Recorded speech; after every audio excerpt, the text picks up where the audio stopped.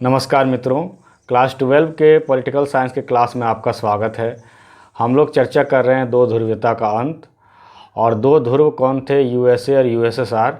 इसकी चर्चा हमने इस चैप्टर के पहले जो दो वीडियो बने हैं उसमें कर चुके हैं और दो वीडियो का लिंक मैं सब डिस्क्रिप्शन में दे दूंगा, आप उसको जा कर के देख लीजिएगा। दो ध्रुव थे यूएसए और यूएसएसआर और अचानक से 1991 ईस्वी में यूएसएसआर का विघटन हो गया।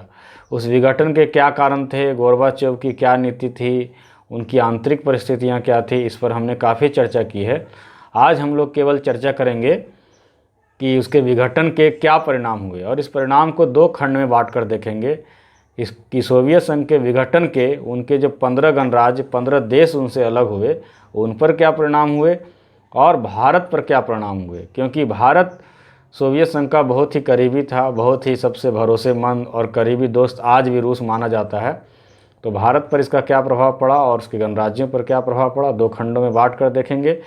लेकिन आपसे आग्रह है, आप लोगों से आग्रह है कि इस वीडियो को पूरी देखें और उसके बाद अपनी प्रतिक्रिया को दें। तो देखते हैं कि उनके गणराज्य पर क्या प्रभाव पड़ा। तो उनके गणराज्यों में गृह युद्ध छिड़ गया, बहुत जगह गृह युद्ध छिड़ गया, जैसे चेचनिया और दागिस्तान, सोवियत रूस के जो दो गणराज्य थे, इसमें गृह युद्ध छिड़ गया। फिर तजाकिस्तान में 2001 ईस्वी तक गृह युद्ध चलता रहा, अर्थात विभाजन या सोवियत संघ के विघटन 1991 से लेकर 2001 पूरे 10 साल तक तजाकिस्तान में गृह युद्ध चलता रहा। कई देशों में आपसी नदी जल विवाद को लेकर की लड़ाइयाँ हुई और चूँकि ये मध्य एशियाई देश जो कि अलग हुए थे सोवियत संघ से, सोवियत संघ रूस से, ये प्राकृतिक संसाधनों से परिपूर्ण थे, इसलिए इस पर नज़र यूएसए का, रसिया का और फिर चाइना का भी था। रूस सोचता था कि ये हमारे पड़ोसी देश हैं, ये हमारे नज़दीकी देश हैं, इसलिए इसमें अमेरिका का दखल नहीं होना चाहिए। तो रूस उसमें अपना इंटरेस्ट देखता था और अमेरिका 9/11 की घटना के बाद यहाँ से सैनिक अड्डे बनाने के लिए अनुमति ली, यहाँ से विमान उड़ाने के अनुमति ली, जिससे रूस को ख़राब लगा। और चाइना, चूँकि ये प्राकृतिक संसाधनों से ये देश जो थे ये बहुत ही रिच थे, इसलिए चाइना भी यहाँ पर आकर के बिजनेस करना चाहता था, बिजनेस करने लगा। तो रूस, चीन और अमेरिका, ये तीन के बीच में ये मध्य एशियाई देश जो हैं आपस में पिसते रहे और इनकी राष्ट्रीयता, इनकी धार्मिक पहचान, इनकी नस्लें कुछ अलग अलग थी, इनके कारण भी ये युद्ध हुआ। ये 15 देश अलग हुए, फिर इन 15 देश में से कई देश फिर अलग हुए। फॉर एग्जांपल चेकोस्लोवाकिया ने बहुत अच्छा उदाहरण पेश किया। यहाँ पर शांतिपूर्वक चेकोस्लोवाकिया दो खंड में विभाजित हुआ, दो देश में बट गया, एक बन गया चेक और एक बन गया स्लोवाकिया। तो चेकोस्लोवाकिया का दो भाग में विभाजित हो गया। लेकिन इस तरह का शांतिपूर्ण विभाजन या शांतिपूर्ण व्यवस्था सभी देशों में नहीं हो सका। जैसे युगोस्लाविया में काफ़ी गहरा संघर्ष चला, गृह युद्ध चला और युगोस्लाविया आज कई भागों में विभाजित है, जैसे बोस्निया, स्लोवेनिया, क्रोएशिया, इस तरह का बात है। और चेचेनिया वगैरह का युद्ध तो बहुत ही प्रसिद्ध है। तो इस प्रकार ये गणराज्य भले ही रूस से अलग हो गए, लेकिन शांतिपूर्वक बहुत दिन तक नहीं रह सके और बहुत दिनों तक इनमें गृह युद्ध चलता रहा। इनके फिर से कई विभाजन हुए और रूस, चीन और अमेरिका के आपसी संघर्ष में, प्रतिस्पर्धा में इन लोगों को मार झेलना पड़ा। चूँकि ये प्राकृतिक संसाधनों से, पेट्रोलियम गैस से मुख्य रूप से रिच थे, इसलिए एक तरफ से बेनिफिट था कि इनकी आर्थिक स्थिति ठीक हो रही थी, लेकिन दूसरे तरफ ये महाशक्तियों के प्रतिस्पर्धा का शिकार हो रही थी। तो हम लोगों ने देखा कि किस प्रकार सोवियत संघ के विघटन का परिणाम इनके गणराज्यों का, अलग हुए गणराज्यों पर पड़ा। अब हम लोग दूसरे खंड में इस बात की चर्चा करेंगे कि सोवियत संघ के विघटन का भारत पर क्या प्रभाव पड़ा। तो चलिए चलते हैं कि सोवियत संघ के विघटन का भारत पर क्या प्रभाव पड़ा। सोवियत संघ के साथ भारत के बहुत गहरे रिश्ते थे। वैसे तो भारत ने गुटनिरपेक्षता की नीति अपनाई थी कि किसी भी गुट में शामिल नहीं होंगे और उन्होंने यूएसए और यूएसएसआर दोनों से मधुर संबंध रखे थे, लेकिन फिर भी भारत का झुकाव सोवियत संघ के साथ अधिक था, क्योंकि सोवियत संघ रूस ने भारत को कई अहम मौके पर साथ दिया था। सबसे प्रत्यक्ष एग्जाम्पल, सबसे जो अच्छा उदाहरण है वो ये हो सकता है कि बांग्लादेश के समय उन्होंने भारत की काफ़ी मदद की थी और 1971 ईस्वी में भारत रूस के बीच, सोवियत रूस के बीच में एक मैत्री संधि हुआ था। यहाँ तक कि हमारे जो प्रथम अंतरिक्ष यात्री राकेश शर्मा अंतरिक्ष में गए थे वो सोवियत संघ रूस के मदद से गए थे।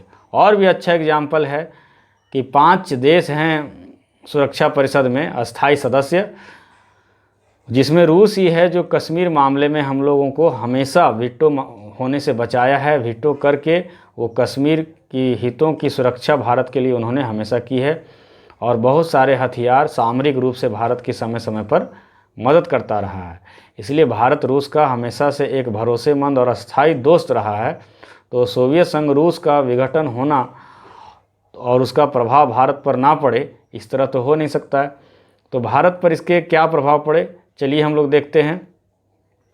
सबसे पहला कि जब सोवियत संघ का विघटन हो गया तब भी भारत ने अपनी प्राथमिकता रूस को रखा और रूस के साथ वही संबंध रखा जो कि सोवियत संघ रूस के था, क्योंकि सोवियत रूस का सबसे बड़ा खंड, सबसे बड़ा जो टुकड़ा था वो रूस ही था और रूस को ही सोवियत संघ की विरासत मिली, रूस को ही संयुक्त राष्ट्र सुरक्षा परिषद में अस्थायी सदस्यता मिली और जितने भी करार सोवियत संघ के साथ हुए थे भारत के या फिर अन्य देशों का, उनका जिम्मा जो है वो रूस ने ही लिया। इसलिए भारत ने रूस के साथ विघटन के बाद भी अच्छा संबंध रखा। दूसरा, उनके जो टूटे हुए गणराज्य थे, बिखरे हुए गणराज्य थे जो उनसे अलग हुए थे, कुछ मध्य एशियाई देश में थे, कुछ पूर्वी यूरोप में थे, इन सभी देशों के साथ भारत ने मधुर संबंध बनाए रखा सभी राष्ट्रों के साथ। लेकिन जब रूस अलग हुआ तो उन्होंने भी अपने विदेश नीति में कुछ परिवर्तन किए। तो भारत और रूस दोनों ने इस बात की वकालत की कि दुनिया एक ध्रुवीय, दो ध्रुवीय नहीं होना चाहिए, बल्कि बहुध्रुवीय होना चाहिए, मल्टीपोलर वर्ल्ड होना चाहिए। कोई एक शक्ति या दो शक्ति को इतना पावरफुल नहीं हो जाना चाहिए कि दुनिया के सारे देश उसके सामने नतमस्तक हो जाएं, दब जाएं। तो मल्टीपोलर वर्ल्ड की वकालत रूस ने भी करना शुरू किया विघटन के बाद और भारत ने भी करना शुरू किया। फिर रूस और भारत दोनों का ये स्टैंड रहा कि जो अंतर्राष्ट्रीय विवाद हैं, आपसी विवाद हैं दो देशों का या फिर दो से अधिक देशों का, उसका निपटारा संयुक्त राष्ट्र संघ में हो। तो यूएन को अधिक शक्ति देने के पक्ष में रूस और भारत दोनों रहे। फिर क्षेत्रीय शक्तियों को अधिक प्राथमिकता देने की बात उन्होंने की कि सभी एशिया में, अफ्रीका में, यूरोप में कुछ शक्तियां हों और उनको महत्व दिया जाए। तो ये कुछ कॉमन बात है जो दोनों का था। आतंकवाद पे भी रूस ने हमेशा ही भारत का साथ दिया कि आतंकवाद ख़त्म होना चाहिए। तो इस प्रकार सोवियत संघ के जो साथ रिश्ते थे वही रिश्ते रूस के साथ था। उस रिश्ते में कहीं भी कोई कमी नहीं हुई और कहा भी जाता है कि ओल्ड इज गोल्ड। हमारे भले ही अभी अमेरिका दोस्त बन रहा है, लेकिन सबसे भरोसेमंद और सबसे पुराना दोस्त हमारा रूस है। भारत सरकार, कोई भी सरकार हो, किसी भी पार्टी की सरकार हो, वो इस बात को समझती है। दोनों ही देश इस बात की वकालत करते हैं कि प्रत्येक देश को इतनी आज़ादी होनी चाहिए कि उनकी स्वतंत्र विदेश नीति हो और वो अपने फैसले खुद ले सकें। लेकिन फिर भी कुछ प्रभाव तो पड़ना आवश्यक था, ज़रूरी था। जैसे पहला प्रभाव यह पड़ा कि रूस साम्यवादी व्यवस्था का वकालत करता था, अमेरिका पूंजीवादी व्यवस्था का। लेकिन साम्यवादी का अगुआ खुद ही कोलैप्स हो गया, खुद ही ढेर हो गया और भारत का रुझान भले ही पूर्ण रूप से पूंजीवादी नहीं था, साम्यवादी नहीं था।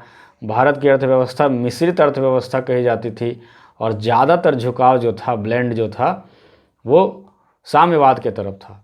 लेकिन 1991 के बाद भारत को अपनी आर्थिक नीतियों पर सोचना पड़ा और भारत ने मिश्रित अर्थव्यवस्था को त्याग करके जो है उदारीकरण और वैश्वीकरण की नीति को अपनाया और भारत धीरे धीरे पूंजीवाद की तरफ बढ़ता जा रहा है, क्योंकि वो जो उसका मुख्य वकालत करने वाला सोवियत रूस था उसका ही विघटन हो गया। फिर आगे देखते हैं कि भारत में वामपंथियों का बड़ा ही सहारा, एक मॉरल सपोर्ट सोवियत रूस से मिलता था, उनको भी झटका लगा। अब उन लोगों को उम्मीद है कि फिर से साम्यवाद पूरे दुनिया में छाएगा। अब उनका इकलौता सहारा हम कह सकते हैं कि चाइना है, वही एक मजबूत स्थिति में है कम्युनिस्ट पार्टी के लिए। बाकी उत्तरी कोरिया की आर्थिक स्थिति तो बहुत अच्छी है नहीं, तो इसका भी असर पड़ा वह हमारे देश के वामपंथियों पर भी सोवियत संघ के विघटन से एक मानसिक मनोबल जो होता है वो नीचे हुआ और भारत ने एक फिर से नई रणनीति अपनानी शुरू की मध्य एशियाई देशों के साथ, क्योंकि अलग अलग जब देश हो गए तो इन देशों के साथ एक अलग नीति अपनानी शुरू की और भारत भी धीरे धीरे मजबूरन यूरोपीय देशों के साथ और अमेरिका के साथ नज़दीक होता चला गया। आज भारत के संयुक्त राष्ट्र सुरक्षा परिषद में अस्थायी सदस्यता की बात जब आती है तो चीन को छोड़ करके बाकी सभी चारों देश भारत का समर्थन करते हैं। मुख्य रूप से फ्रांस भारत को अस्थायी सदस्यता देने की बहुत ही वकालत करता है और मसूद अजहर को आतंकवादी घोषित करने में फ्रांस ने बहुत अहम भूमिका निभाई। और हम लोग जानते भी हैं कि अभी फ्रांस से हाल ही फ़िलहाल में 5 रफ़ाल विमान भी आए हैं, तो फ्रांस भारत का बहुत बड़ा सहयोगी बनकर उभर रहा है। ब्रिटेन की स्थिति इफ बट वाली है, अमेरिका भी स्टैंड बदलते रहता है, लेकिन कुल मिलाकर कहा जाए तो यूरोपीय देशों के साथ और अमेरिकी देशों के साथ भारत के नज़दीकी बढ़ रहे हैं। लेकिन इसका कतई अर्थ नहीं है कि हमारा रूस के साथ संबंध जो है वो घट रहा है। तो इस प्रकार हम लोगों ने देखा कि सोवियत संघ के विघटन का सोवियत संघ के गणराज्यों पर क्या प्रभाव पड़ा और भारत पर क्या प्रभाव पड़ा। इसमें भी अगर आप लोगों को कोई डाउट है तो आप कमेंट में प्रश्न करें, और कोई ऐसा वीडियो आप लोग चाहते हैं जो आपकी ज़रूरत हो, जो आपकी नीड हो, तो आप कमेंट बॉक्स में लिखें, हम उस पर भी वीडियो बनाएंगे। आपको ये वीडियो अच्छा लगा तो लाइक करें और अपने मित्रों के साथ फेसबुक पर, व्हाट्सएप पर शेयर करें। मिलते हैं हम लोग तीसरे अध्याय में अगले वीडियो में। तब तक के लिए जय हिंद, जय भारत।